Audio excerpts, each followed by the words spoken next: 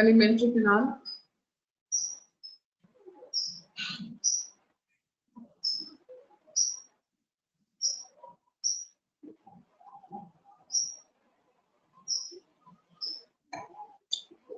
Talking about the functional anatomy of small intestine. Small intestine, as you all know, is a highly convoluted tubular structure of the alimentary canal that starts from the pylorus, that is the last part of the stomach, and it extends till ileocecal wall, that is the opening where it is continuous with the cecum, the first part of large intestine. So that match length of that tube is 6 to 7 meter in length. Its diameter is less than that of large intestine, that is why it's known as small intestine. It is highly convoluted also, and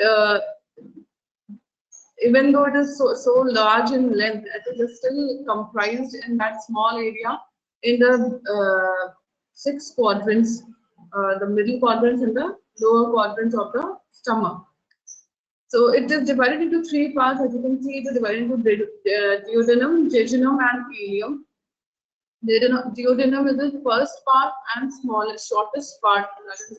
Its length is only 25 centimeter of 6 to 7 meters of small intestine. So that much small the duodenum is, but it is the most fixed part of the intestine. It is fixed in the shape of C, as we have already discussed. And in this type of pancreas is embedded and is fixed. So this structure is again divided. So this is duodenum, again divided into 4 parts. Superior part, descending part, horizontal. The superior part, the smallest part of duodenum, is the first part that is connected to the pylorus, and is also known as duodenal cap or duodenal bulb. And this is the part which receives the acidic chyme. And highly due to that, it is highly susceptible for peptic ulcers. This is known as superior part or duodenal cap or duodenal bulb. Then the second part here, the descending part, and this is the part which we have discussed that has major and minor duodenal papillae, through which main pancreatic duct, common bile duct, and accessory pancreatic duct they enter the duodenum, or they secrete the secretion inside the duodenum. Then we have jejunum and ileum. Jejunum comprises of initial or proximal part of the remaining small intestine, and so ileum will be constituting the distal 3/5 part of the intestine. Although there is no fixed demarcation between jejunum and ileum, but the mucosa is a little bit different due to the difference in the absorptive pattern. So this was the functional anatomy. Then we talk about the microscopic structure.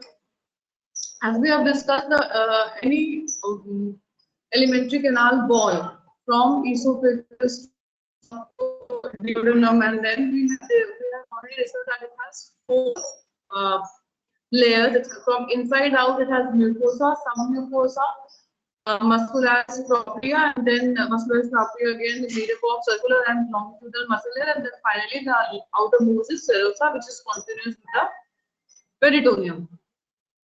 So these 4 layers again are present in the small intestine also, but there is small difference in the structure of mucosa than that of the gastric mucosa, because gastric mucosa was designed for other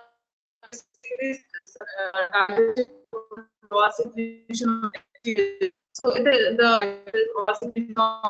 mucosa of intestine is mainly designed for absorptive function. For that purpose, mucosa are a little bit changed.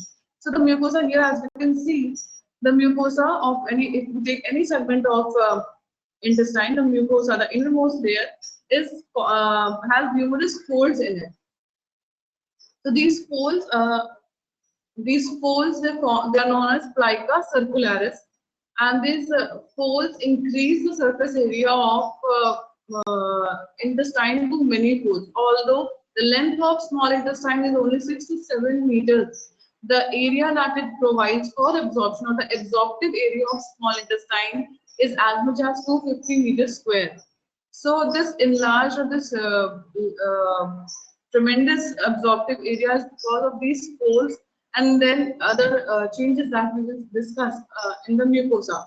So these folds, these are known as plica circularis. So these plica circularis, they are the infoldings of the mucus layer of the intestine in the lumen. So if you see, I can explain you. If this is the innermost layer. If I fold it like this, its area is decreased. If I increase it, if the folds are open, the area increases. So the area taken up by this much of cloth can be comprised by providing it fold into this much of area. So this is what happens. The lumen or the mucus innermost layer folds inside and provides a large area that can give great absorptive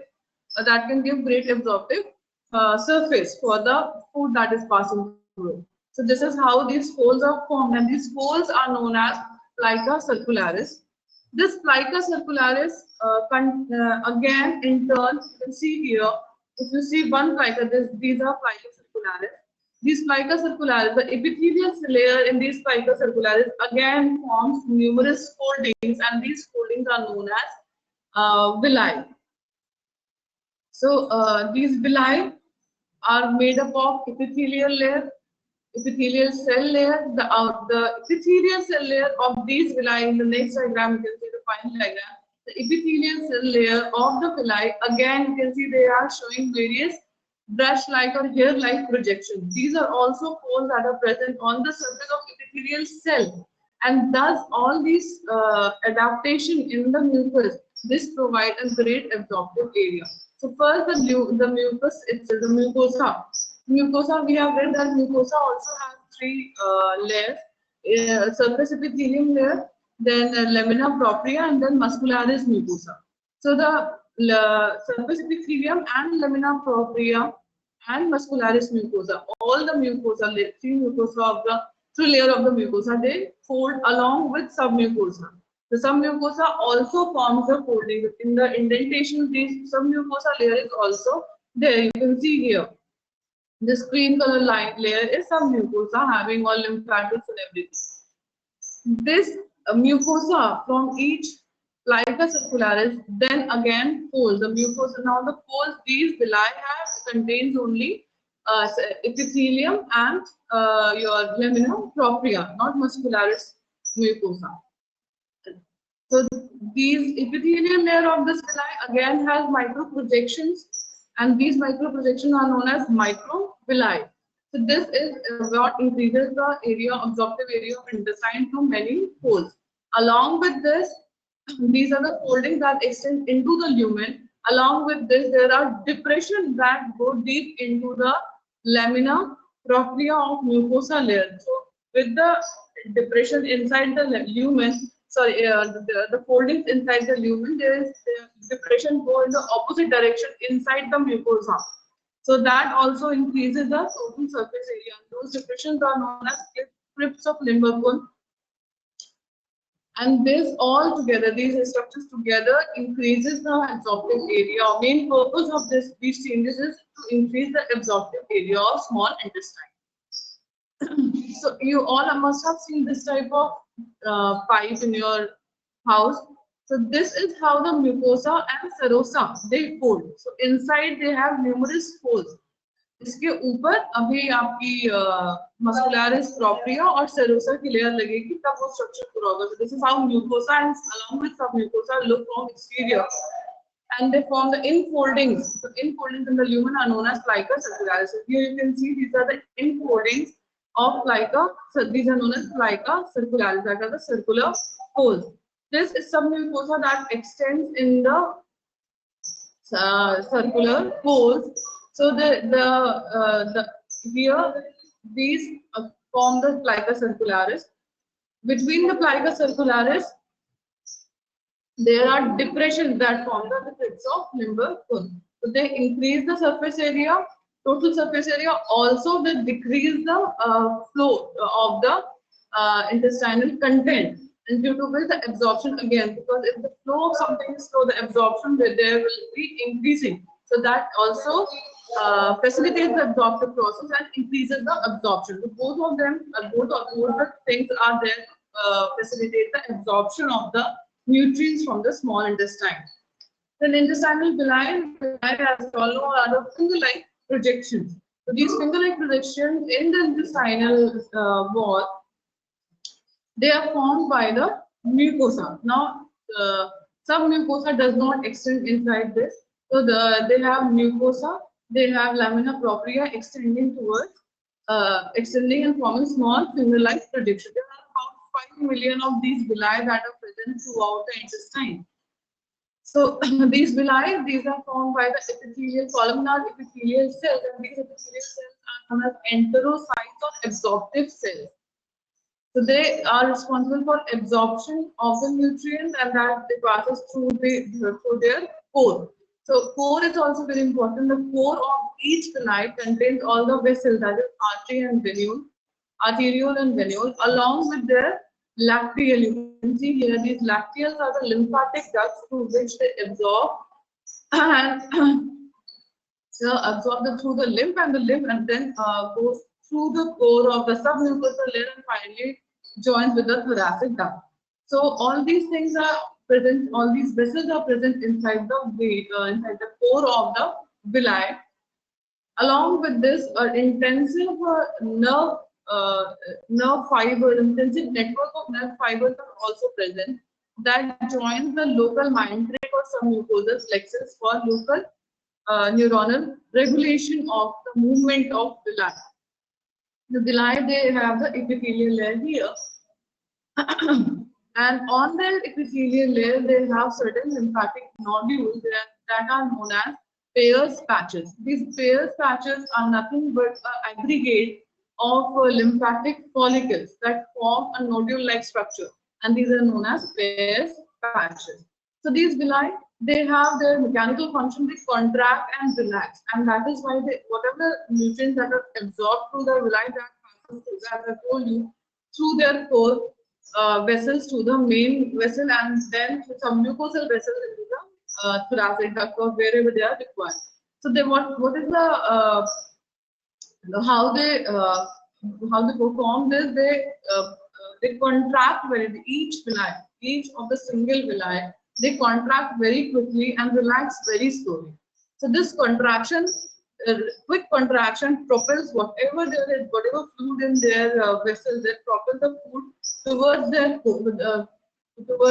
core, and this slow relaxation facilitates absorption of more and more nutrients. So more and more nutrients is absorbed slowly, and then quickly they are forced towards the core of each vessel. So this is how they function. Then crypts of Lemberger. These crypts of Lemberger are also known as intestinal glands. These crypts of Lemberger are nothing but simple tubular intestinal glands. So we see here these are the villi that extends from the mucosa of the intestinal wall, and along with this extension, there are certain depressions that are formed by this mucosa into the lamina propria. These depressions does not go as deep as muscularis mucosa. They are limited to lamina propria, that is the second layer of the mucosa of intestine. So they depress, deep fill the lamina propria, and they are present throughout the intestine, throughout the whole length of intestine between the villi. So they extend, so they depress deep inside, and they also have certain types of cells in them. First is undifferentiated columnar epithelium cell. So the epithelial cell here is also columnar epithelium on the villi. So these undifferentiated columnar epithelium cells here in the intestinal gland, they are undifferentiated and they have vigorous mitotic division. They divide mitotically at a very high rate, and the new formed cells, they push the old cells towards the tip of the villi.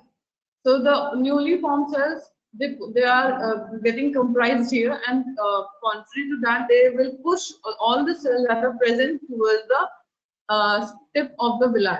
And oldest cell will be present in this zone, and they will be extruded out from this zone into the lumen, because these villi and these glands both are opening directly into the lumen of the intestine.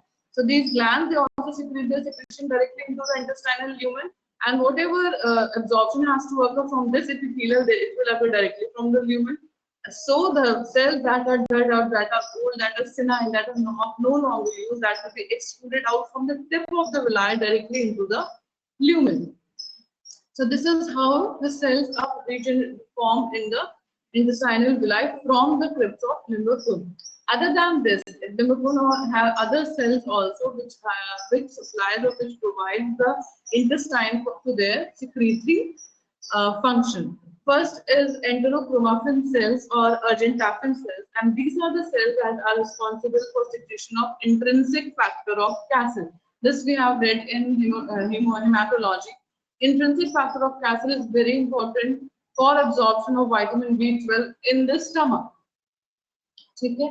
So this intrinsic factor of Cassel is secreted by these cells, enterochromaffin cells, which are present in these crypts. Other than this, EC cells also secrete serotonin.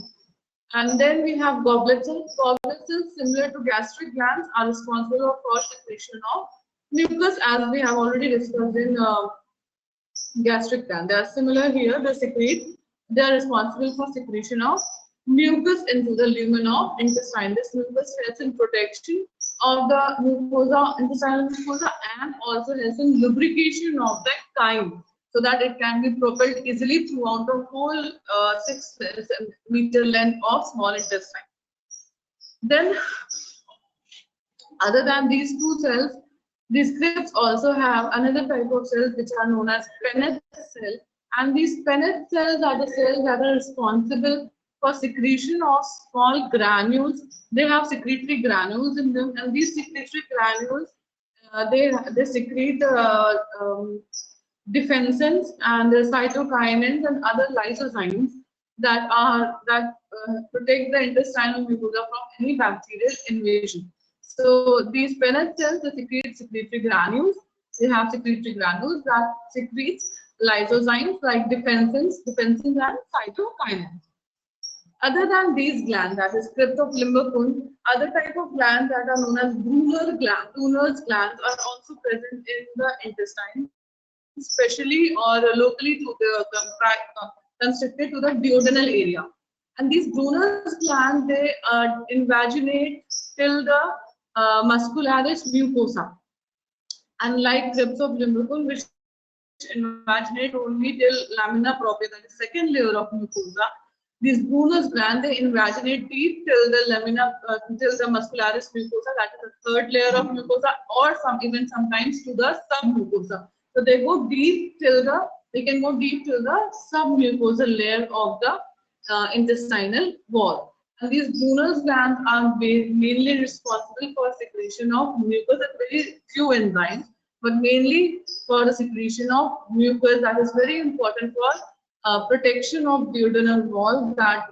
Because the duodenal wall is the one that is getting all the chyme that is acidic and highly acidic in nature due to coming directly from the stomach. So this duodenal mucosa has these Brunner's gland only. They are not seen in any other part of the intestine. So these are the intestinal glands that are responsible for secretion of the intestinal juice. And this intestinal juice or the intestinal secretion is known as succus entericus. The succus entericus, as any other secretion in the alimentary canal, contains an aqueous component, that is water and inorganic content like electrolytes.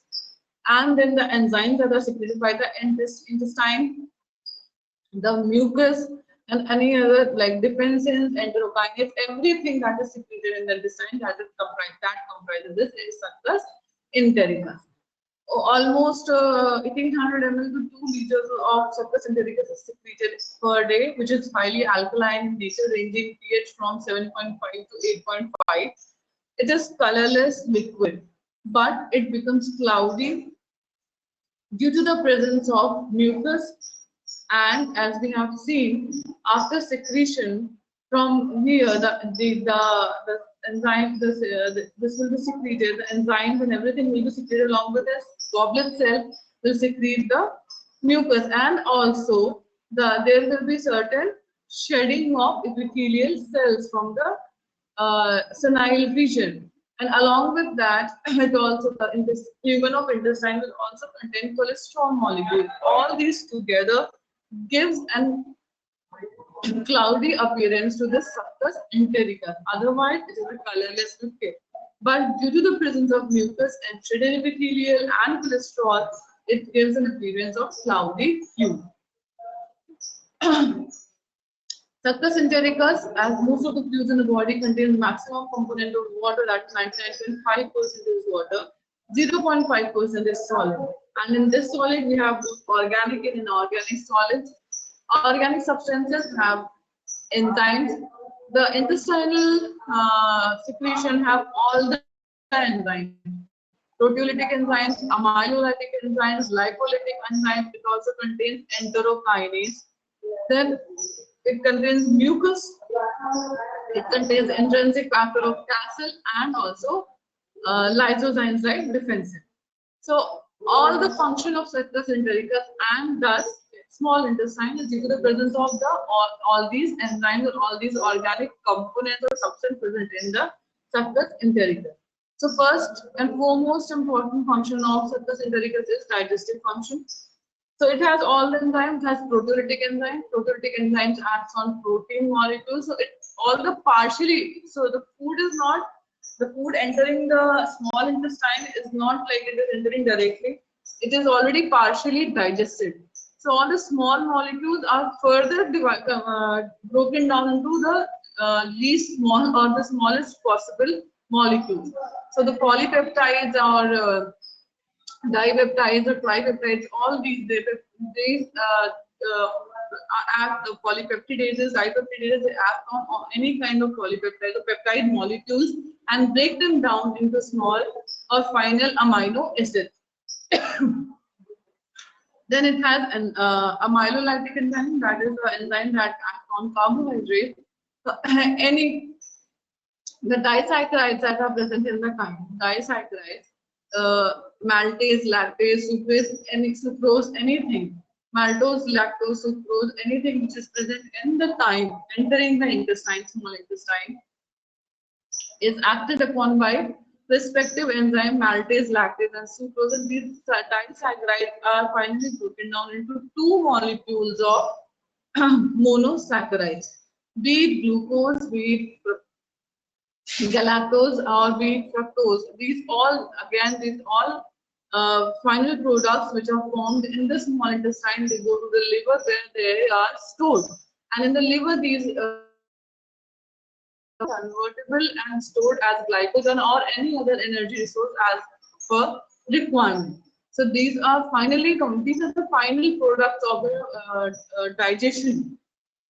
So whatever small or partially digested food that is entering into the small intestine is finally broken down into the final products. So proteins are broken down into amino acids. The disaccharides are broken down into monosaccharides. Similarly, triglycerides are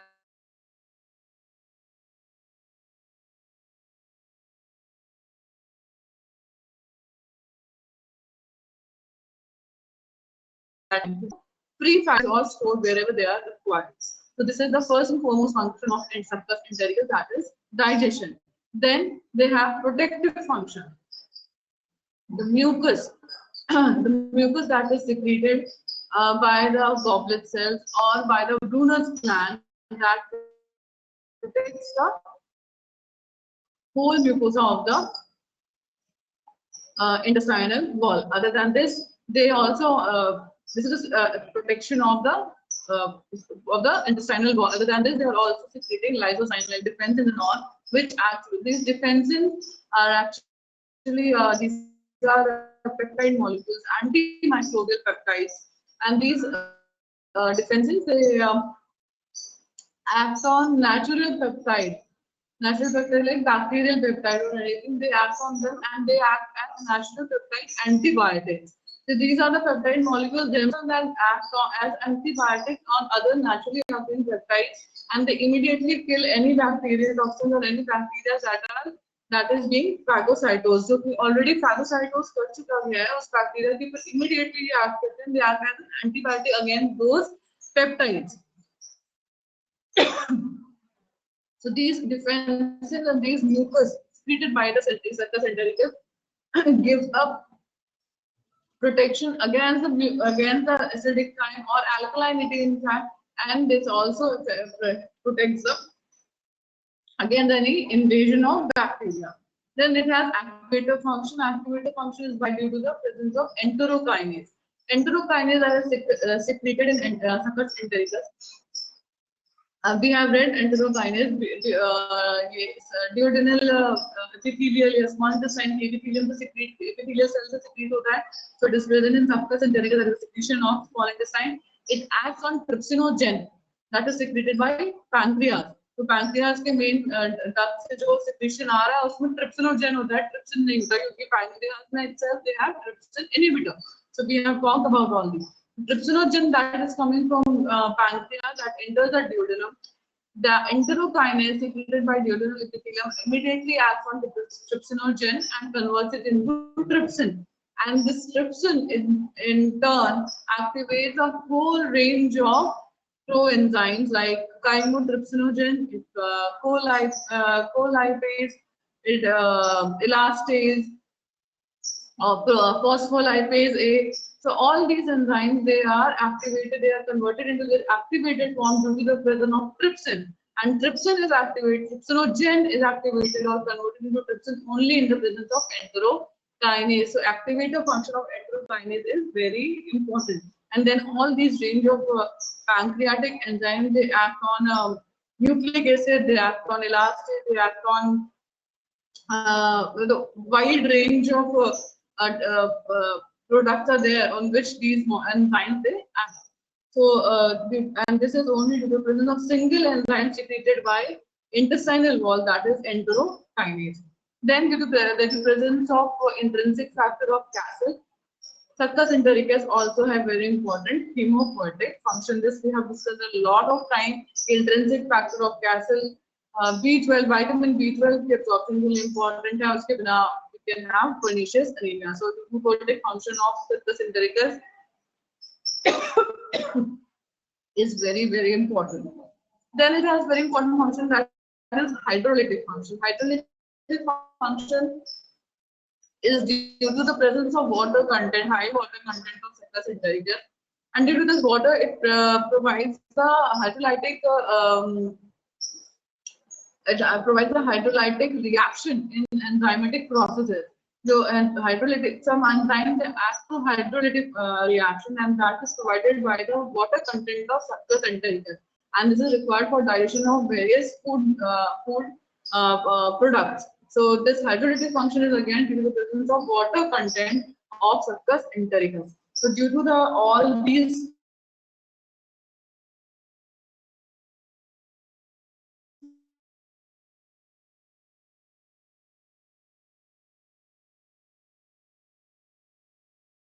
succus entericus has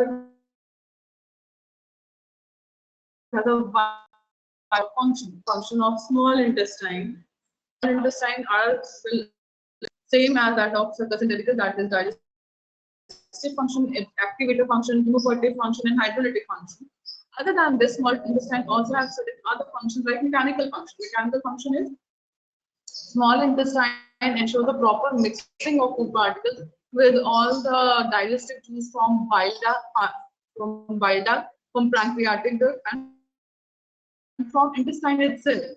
So the food that is entering the small intestine, that needs to be properly mixed with all these digestive juices, and that is provided by small intestine, and this is known as mechanical function. And then after mixing, this food has to be propelled forward towards the large intestine for digestion and absorption purposes, because digestion of different absorption of different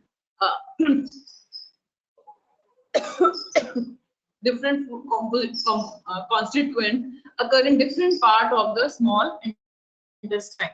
अलग-अलग part में अलग-अलग food particles का digestion और absorption दोनों चीज अलग-अलग part में होती है स्मॉल इंटेस्टाइन के. तो composition of food in small intestine, small intestine से लेकर लार्ज इंटेस्टाइन तक पहुंचाने में फूड को आगे प्रॉपरली करना पड़ता है, वो भी mechanical function at small. Other than this, the secretion of succus enteric. Other than succus enteric, hormones that are enterogastromes, that are the hormones that are actually known as enterogastromes, hormones secrete.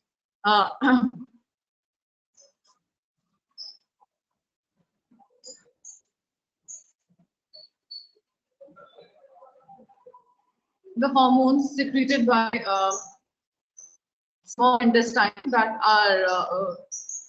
that have hormonal function on stomach and pancreas and gallbladder. So the enterogastrones are like, widely about 60 cholecystokinin. This cholecystokinin have wide range of effect on gall contraction, on slowing the gastric emptying, along with secretin.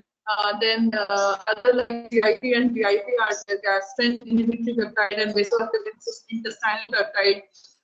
All these hormones, they increase the pancreas secretion and bile secretion, and they decrease the emptying stomach into the intestine. They also increase the motility of intestinal secretion. So these are the hormonal function of small intestine other than digestive or enzymatic action. Then, of course, there is absorptive function, which is one of the four most important functions of small intestine, due to which it has to adapt so much that it has to form plica circularis, it has to form villi, it has to form microvilli, fresh water, crypts of limbagon, and everything. So, so these are there are absorptive functions. It is an absorption of all the nutrients, counting from carbohydrate, protein, lipids to water to calcium ion, the other sodium ion, glucose, everything are absorbed in the small intestine. So there are the function of small intestine. Then how this regulation of secretion of succus entericus occurs?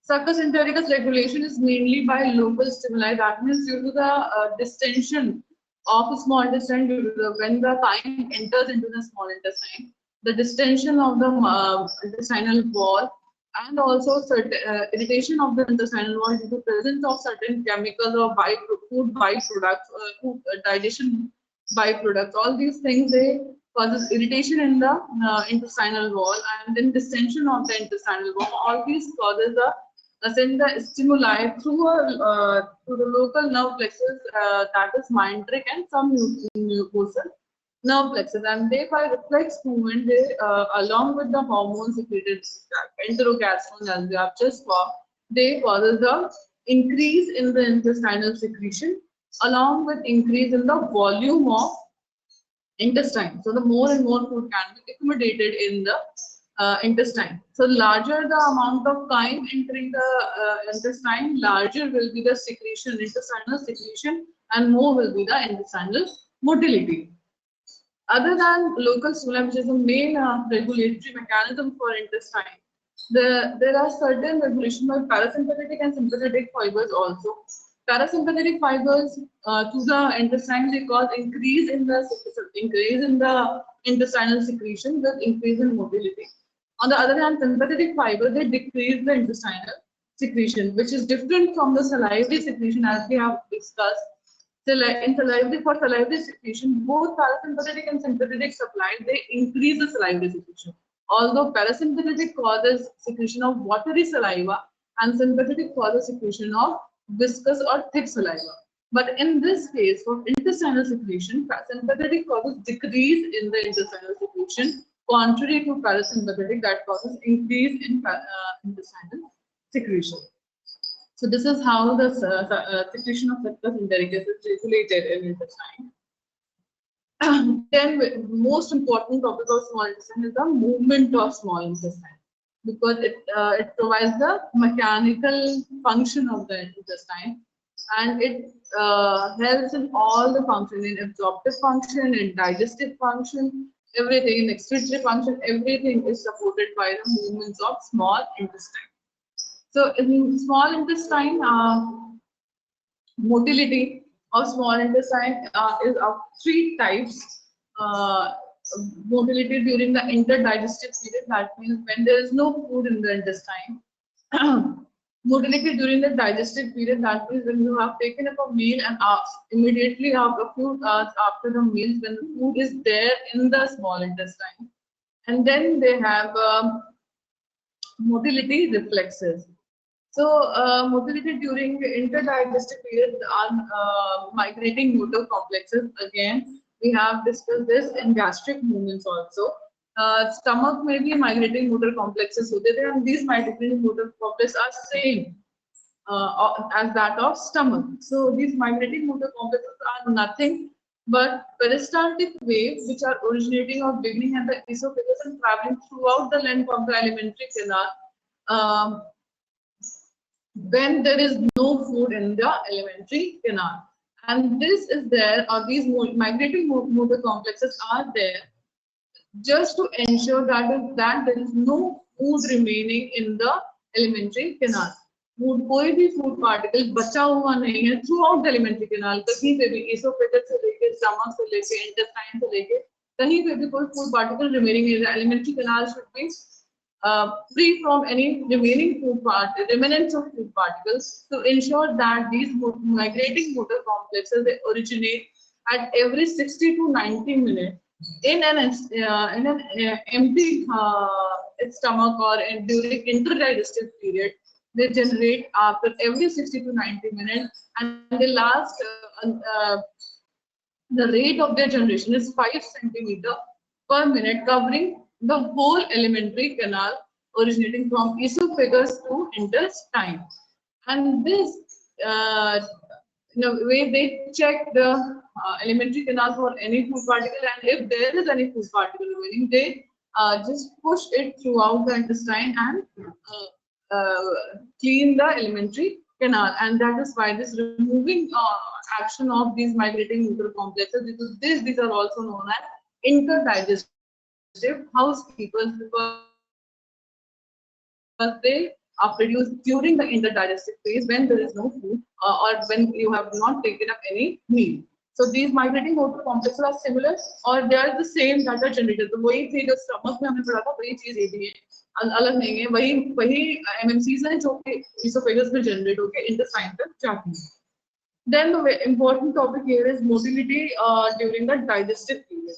Motility during the digestive period again is of two types, that is mixing movements and propulsive movements.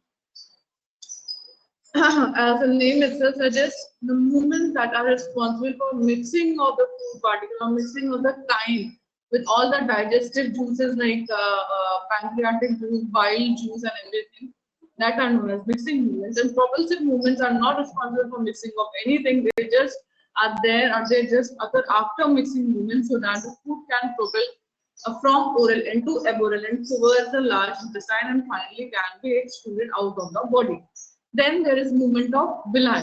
Movement of villi, we have discussed a little before also that these movements are for the absorption, for the absorptive purposes of the digested food. So, first of the missing movement is segmentation contraction. Segmentation contraction, as the name itself suggests, occurs in a segmented way. They occur throughout the whole length of the intestine. They occur throughout the digestive period. And in this, what happens in segmentation contraction, a small portion of the small intestine, about 2 to 5 centimeter, contracts. You can see in the diagram very easily the two portion here. After 2 to 5 centimeter of section of small intestine is contracting, and this contraction occur at regular interval, and that is known as regular segmentation contraction. So after every regular interval or after every regular length of segment, these contractions are occurring. In between the two contracting waves, there is a relaxation that is occurring. And due to this contraction between the two consecutive sections and relaxation in middle, the food is divided and collect into the middle or relaxed section. After that, when this wave ends, immediately the relaxed portion that was initially that was a relaxed section, that portion contracts, and the adjoining contracted portion they relax, or you can say vice versa. The contracted portion, the 2 to 5 centimeter, which was contracting before, that relaxes, and as soon as it relaxes, the food from the adjoining portion it enters into the relaxed portion, because at the same time the portion that was relaxed portion that contracts. So this pushes the chyme, this divides the chyme and pushes into the adjoining sections of intestine. And this ensures proper mixing of, you can see here with the diagram, the yellow and green portion of chyme is shown. In the first portion, yellow and green, they get in different sections. But then when the relaxed section is contracting, the yellow is again dividing and the green is again dividing, and they are combining in this section where yellow and green are getting mixed. This shows that with time, when the contracted section relax and the relaxed portion contracts, the food is broken down into small portion and it moves to and fro in the relaxed between the two sections which are relaxing and contracting, and this ensures the proper mixing of food with all the with all the bile secretion, with all the pancreatic secretion and intestinal secretion. So this occurs at the rate of 12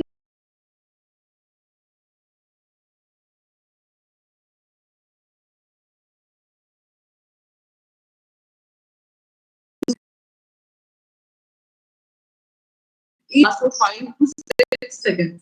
इसका मतलब ये हुआ कि 5 second के लिए अगर एक section contract कर रहा था और ये रिलैक्स कर रहा था, यहाँ पे फूड था, इमीडिएटली क्या होता है, 5 सेकंड के बाद ये रिलैक्स करने लगेगा। जैसे ये रिलैक्स करेगा तो यहाँ का प्रेशर जो कम था वो ज्यादा था, वो कम हो जाएगा, तो जो फूड यहाँ था वो यहाँ आ जाएगा, क्योंकि साथ ही साथ यहाँ पे जो रिलैक्सेशन था वो कॉन्ट्रैक्शन हो गया।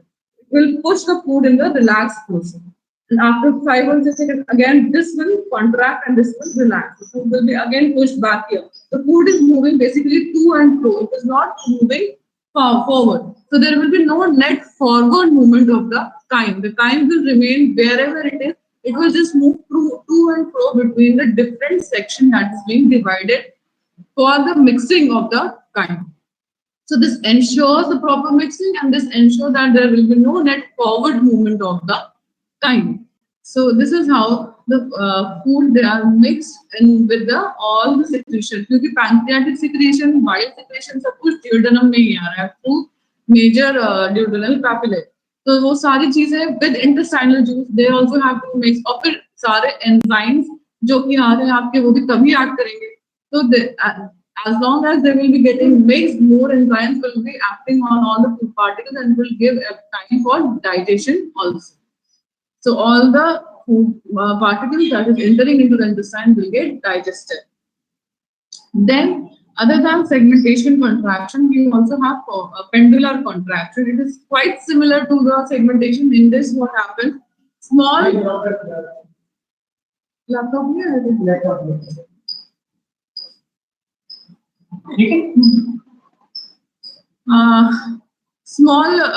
This is a small short wave of constriction basically, which again sweeps sweeps out a small portion of small intestine, forming a intestinal loops, and these loop in this loop they sweep out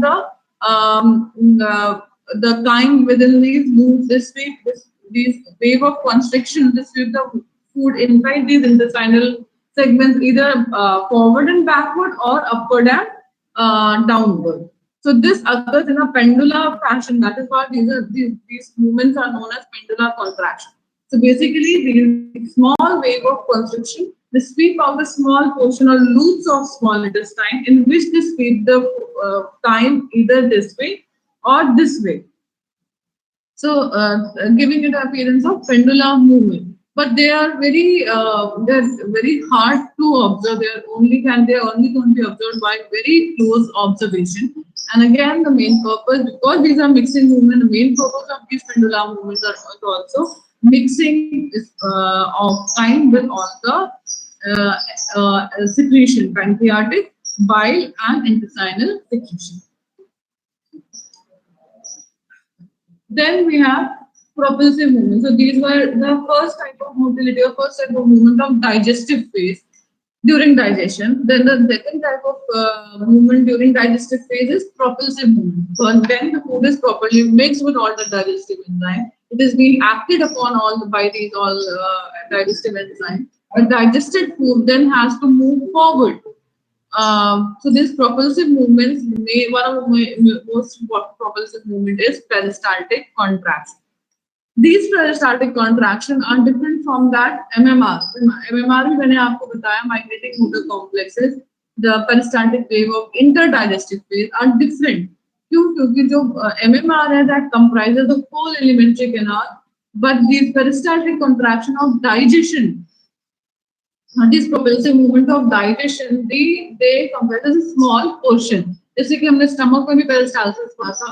The stomach की peristalsis होती है that starts from the mid stomach and travels through to the agoral end or the pyloric end to the pyloric sphincter. ठीक है?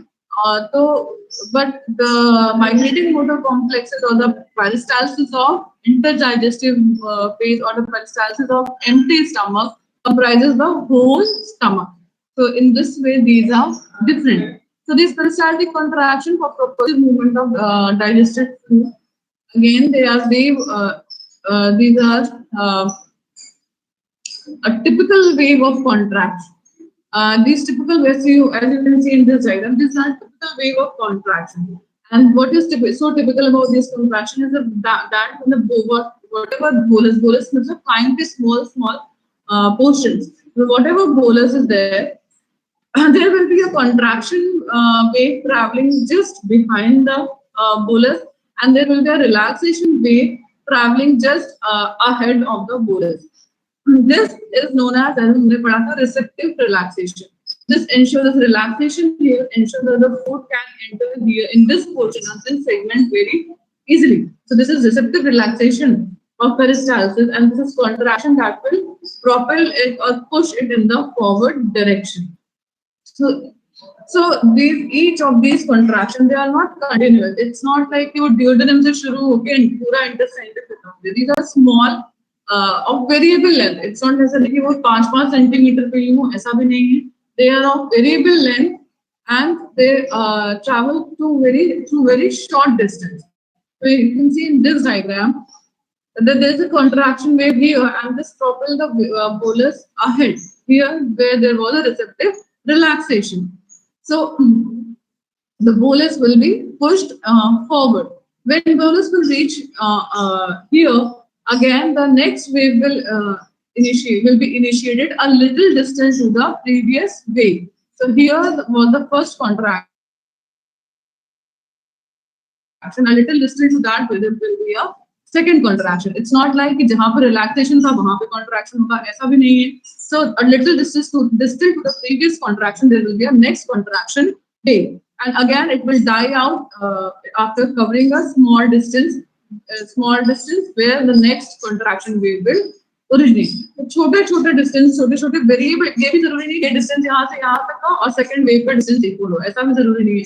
तो जो भी contraction wave है वो different variable distance की होगी और बहुत short distance की होगी, and after that traveling that short distance, that first wave will die out and the next wave will originate from that portion, this little distance to the first initiation of first wave, and then it will also be followed by a relaxation wave of the bolus. So in simple words, peristalsis is nothing but a wave of contraction followed by a wave of relaxation to ensure the forward propulsion of the food material in the intestine.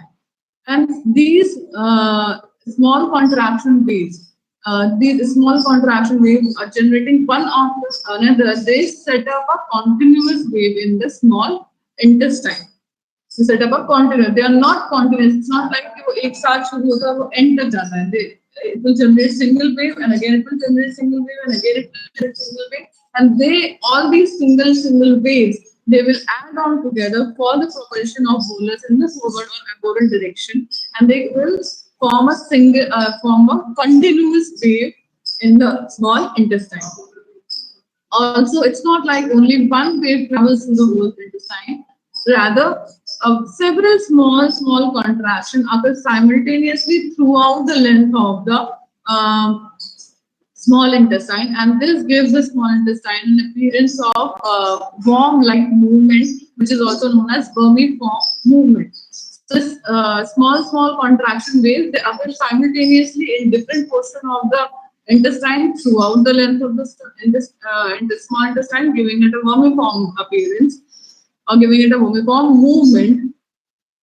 And single waves will be continuous together to form a continuous set of waves in the small intestine, and will uh, uh, this will cause the food to move in the arboreal direction, and this is known as law of intestine. That is, the peristaltic wave will always travel from the oral end to the aboral end. It will never be in the opposite direction. This is also known as polarity of intestine or polar conduction of intestine or law of gut. This we have also seen in stomach. हमेशा mid stomach से शुरू होकर toward the pylorus होता है, वापस नहीं जाता. जो peristaltic जो आपका रश होता है उल्टा जो जाती है वे वो due to the content of stomach that strikes the constricted pyloric sphincter, उसके कारण होता है. Otherwise, the wave always travels in the forward direction from the oral end to the aboral end, that is towards the large intestine. So this was the law that was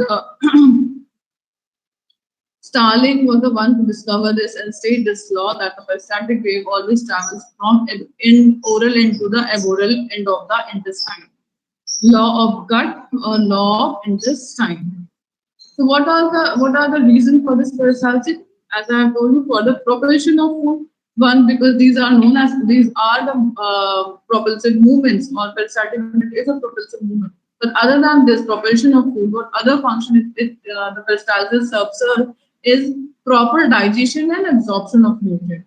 Because as I have told you that different portion of small intestine are responsible for digestion of different food particles and absorption of different types of nutrients. It's not like कि सारा digestion एक ही जैसा पूरी intestine में सब चीजों का digestion होता है, पूरी intestine में सब चीजों का absorption होता है, जो भी हम आगे पढ़ेंगे. So to facilitate that, it has to be propelled throughout the small intestine, and that is why this peristaltic movement is very important to ensure the proper digestion and proper absorption of all the nutrients from the small intestine. Other than this peristalsis movement, there is also a movement that is seen in the small intestine that is known as peristaltic rush. But this peristaltic rush is also peristaltic contraction, a very powerful peristaltic contraction. But it is only seen when there is some irritation or a bacterial infection in the intestine. Only in that case, these peristaltic rush are seen, and then in that case, a peristaltic wave generates in the duodenum, and it is continuous throughout the whole length of the small intestine till ileocecal wall. So this full peristaltic wave from duodenum to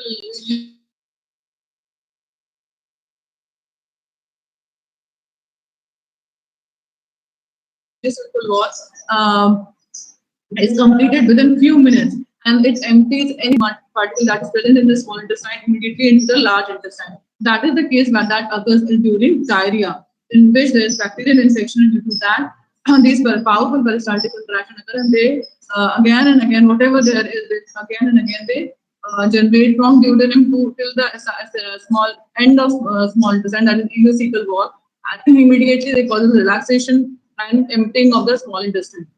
So these are known as peristaltic rush. Then we have movements of villi. Movement of villi is shortening and elongation of villi due to contraction and relaxation of the muscle fibers. This also ensures the proper absorption of the nutrients, because as I have told you that with these villi they contract very vigorously or quickly and relax very slowly. And the specialized type of movement ensures slow relaxation, ensure all the nutrients to be absorbed by the epithelial, columnar epithelial cell or enterocytes, and then this quick contraction ensures the emptying of the absorbed nutrients and links into the core vessels. Bilirubin, a hormone that is also supposed to be released by small intestine, is believed to have effect on the movement of these villi. Then there are two reflexes which we have to see, that gastroileal reflex and intestinal reflex. These are also movement of the small intestine. This gastroileal reflex is the reflex that causes generation of powerful peristaltic waves in the ileum to propel anything that is present, and along with that propulsive movement, it also causes um, relaxation of the ileocecal sphincter. So that causes emptying of ileum into the large intestine, and this is stimulated by the presence of food or by the distension of the stomach. That is why it is known as gastroileal reflex. Basically, when there is some kind of irritants present in the food, then it causes powerful peristaltic wave to be generated in the ileum and relaxation of ileocecal wall. Then we have intestinal reflex. Intestinal reflex means when there is a reflex that causes the generalized relaxation of the small intestine when there is excessive distension of in a small portion. कभी small कभी कोई छोटे से portion में small intestine की excessive distension होती है. So, so rather than proper peristalsis or anything, the intestine itself causes a generalized relaxation of core intestine, and this gives it causes relaxation of the intestinal wall. These are the motility reflex movement of the intestine. That was all about small intestine. In next class, we will discuss about large intestine, and hopefully we will start the next topic, that is digestion and absorption of nutrients. Those are the 2-3 topics that are left in gastrointestinal physiology, and after that we will be starting hopefully in 3 classes, 2-3 classes, we will be starting our history physiology. That was all for today.